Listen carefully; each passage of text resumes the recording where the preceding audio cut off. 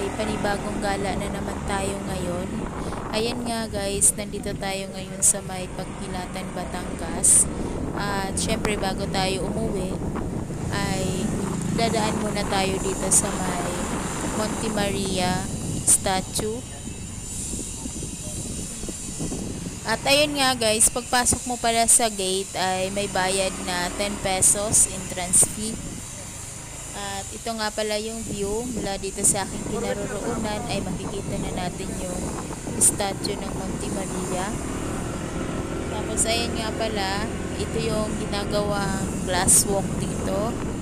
Ito naman ay hindi pa naman tapos, under construction pa naman siya. Tapos ayan, habang paakyat tayo ay maraming magagandang tanawin ang makikita natin. Ayun nga, habang papalapit tayo ay ito nga, napakalaki pala tong statue at sa ibaba nito ay simbahan. Tapos malawak yung kanilang parking. Last punta ko pala rito ay July 13, yun yung day off ko. Kaya lang is hanggang doon lang ako sa baba dahil nga sa nag-commute lang ako. Kasi nga hindi ako makaakyat dahil napakalayo, napakataas. And syempre umuulan noon kaya hanggang doon lang ako, tapos dumiretso na ako doon sa resort na pinag-istihan ko. At dahil ngayon ay naka-motorcycle tayo ay ayun nga, hindi ko na pinalampas yung mag-video dito dahil maganda yung lugar. So ayan nga, habang pababa tayo ay makikita natin yung napakagandang tanawin dito sa may Monte Maria. Maraming namamasyal at kahit hapon na, marami pa ring tao. Ayun nga, ito yung ginagawang glass walk.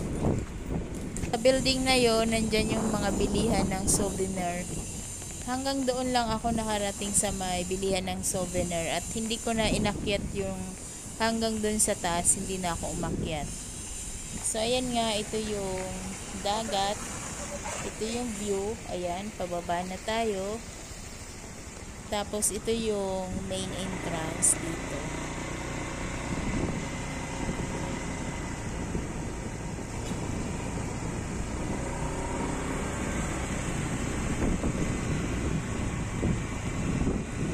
So ayan lang guys, sa mga nagbabalak na pumunta rito ay mas maigi talaga na meron kayong sasakyan, meron kayong service, dahil kung magko-commute kayo ay mahirapan talaga kayong umakyat dahil napakataas.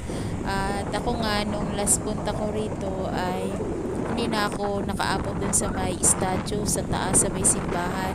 Hanggang dun lang ako sa may building na kung saan nandun yung mga bilihan ng mga souvenir.